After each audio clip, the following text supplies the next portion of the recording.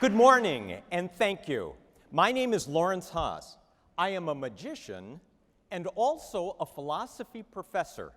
And today I'm going to bring these two unusual worlds together to share with you some surprising things about the art of magic.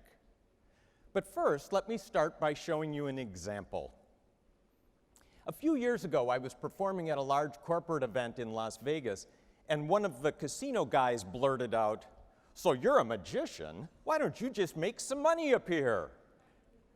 He thought that was funny. I've heard it before. But you see, I can do that. Oh, sure.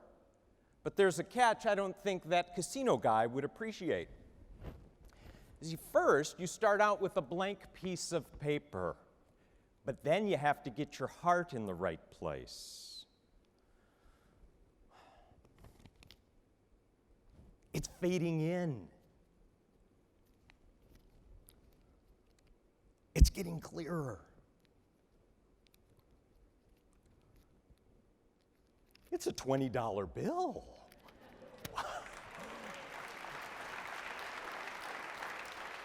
But here is the real catch. Magic money like this, it won't last unless you give it away. And I would like to give it to our cameraman, Pat. Pat, this is for you, a gift to thank you for all your work today. Ladies and gentlemen, Pat. Thank you, Pat. Did you enjoy that? I think Pat did. For me, that was magic. And notice what it didn't feel like. A stupid, mean trick. You know, gotcha, fooled you, made you look, better watch your wallet. Please. I am a magician, not a trickster or a con man, and this makes all the difference in the world. Today, as I explain this difference for you, I think you'll come to understand why I embrace magic as an art form with the extraordinary potential to touch people and even transform them. Now, one reason I know this is true is because my own life was transformed by magic 20 years ago, transformed completely. There I was, a young assistant professor of philosophy in my first academic position, and one night my son and we were watching television and a magic special came on. Now, we watched for a while and he fell asleep. But I woke up. Whoa. I was amazed and thrilled by what I was seeing. Levitations, radical transformations, people appearing out of nowhere. And my mind just came alive. What was this extraordinary art form? I'll tell you, Aristotle hadn't talked about it in the Poetics. Kant hadn't talked about it in his major treatise on art, The Critique of Judgment. In fact, none of the great philosophers or theorists of art had ever talked about magic. It was, for them, as if magic simply didn't exist. But of course, magic did exist. It doesn't take much work at all to discover that magic performance is ancient and utterly universal. There have been magicians in every recorded human culture. In short, that night, I stumbled onto and opened up onto a universal human phenomenon and performing art form that had completely slipped through the cracks, not only of Western philosophy, but to a large extent, higher education itself. I mean, there are no departments of magic anywhere. There are no majors or advanced degrees in magic. Why is that exactly? And what is magic? And why do human beings everywhere create it? Since that time of waking up, I have specialized in magic, and it is my full-time career. I am a philosopher and scholar of magic. I regularly teach magic to magicians in Las Vegas through Jeff McBride's famous Magic and Mystery School. But above all, I perform magic for people all over, in theaters and nightclubs, at private parties, at colleges and universities, at large corporate events and public symposia such as this. Through all of this study and field experience, I have come to develop a working definition of magic that I'd like to share with you. I call it a working definition because it's always open for revision and review, but so far it's held up really well, and I hope that you will find it illuminating. I should tell you, there are three main parts to my definition, and I'll discuss each part in turn. But first, let me present it for you as a whole. Magic is, I believe, the artful performance of impossible things that generates energy, delight, and wonder. I believe every word is important. First, magic is artful performance. To be sure, to be obvious, magic is a form of theater, and it's performed for people, sometimes in a big space with a stage, like this place, but more often in a small theater or a nightclub, at a dining room table, in a restaurant, sometimes even in the street. Wherever it happens, magic is performed. And since it is designed and presented by a performer, it has the potential to be art. It's artful. Now, what magicians perform are impossible things. No way! Notice, impossible. There is no way that blank piece of paper could become a $20 bill. That can't happen. There is no way David Copperfield can lift off the stage and fly around while he is completely surrounded. There is no way Penn and Teller can close their show by firing handguns at each other and catching the bullets in their teeth. Please notice, if the audience is sitting out there going, "A way, oh, I see the way that's done," then there is no magic at all. And this brings me to part 3, which is something I have learned from many, many years of performing magic and watching you. When impossible things are artfully done, most people feel energy, delight, and wonder. Think about it. We see that $20 bill and go, whoa, eyes wide open, mind blown open, a chill up the back of the neck. That's energy. We witness David Copperfield's flying as awesome, wonderful.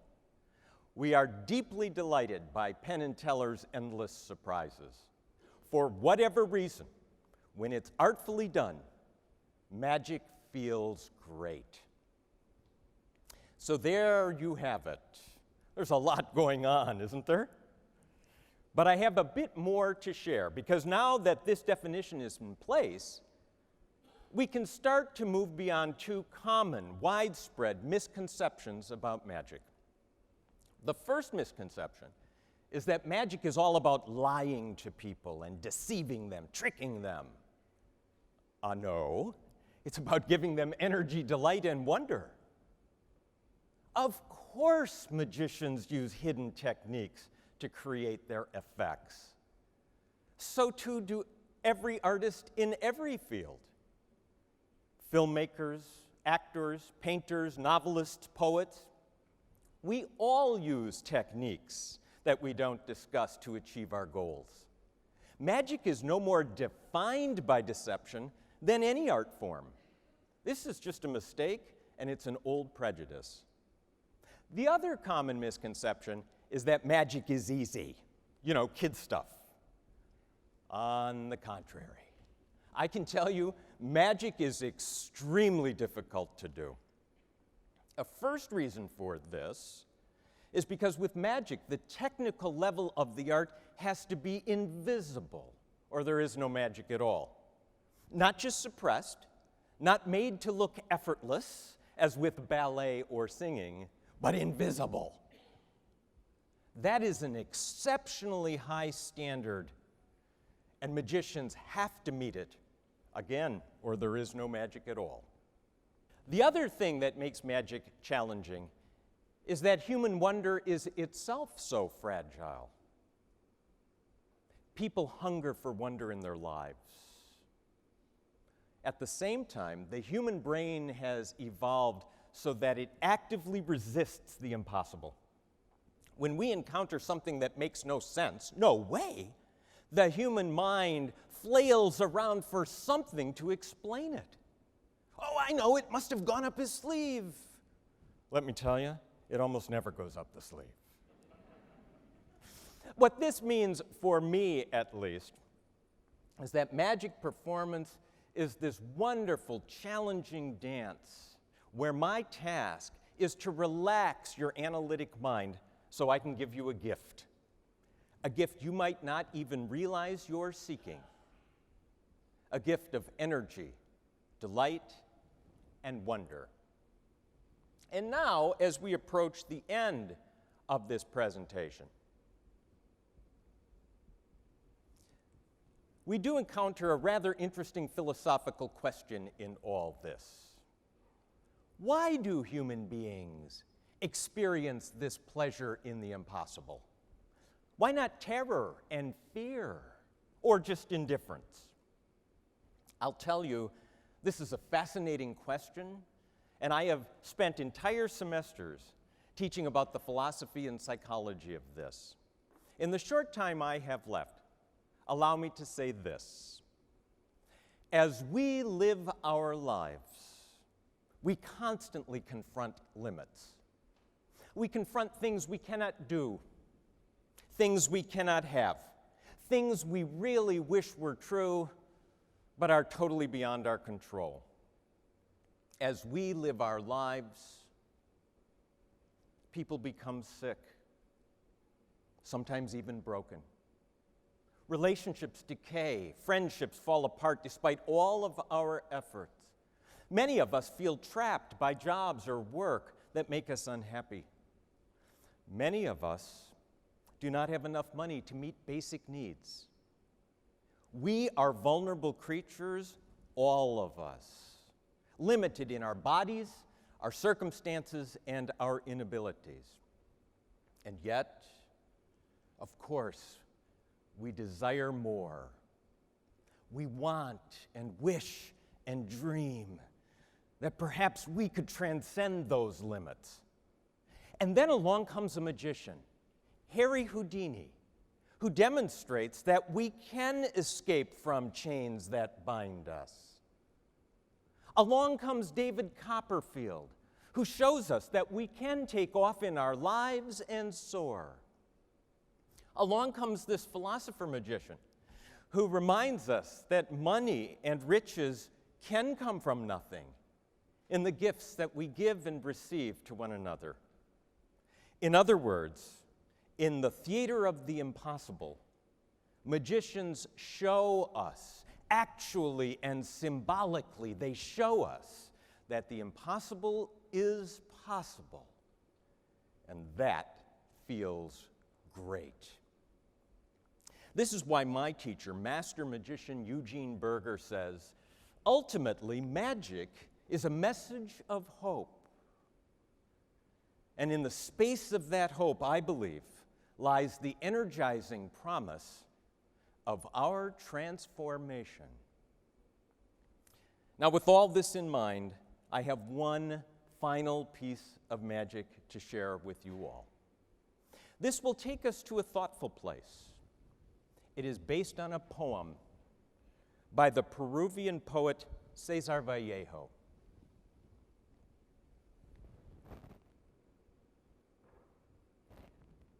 When the battle was over and the fighter lay dying, one man came to him and said, "Do not die. I love you so." But alas, the soldier went on dying. Then 20 came and they repeated it. "Come back. Don't go. We love you so." But alas, the soldier went on dying. Then 50 came, 100, 10,000 crying out, "There is so much love in the world. Can't anything be done about death?" But alas, the soldier went on dying. And then one day, millions of people gathered round, all the inhabitants of the earth. And on that day, they called out with one voice, "Come back. Come back. Please come back. We love you so. Come back." And on that day, the soldier opened his eyes. And on that day, the young man began to rise, breathing life and breathing love. And when finally he stood once again on his 2 feet, he embraced the first man and began to walk.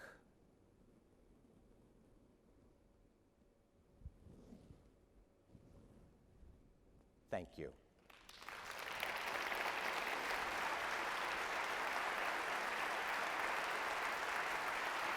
Thank you. Thank you very much.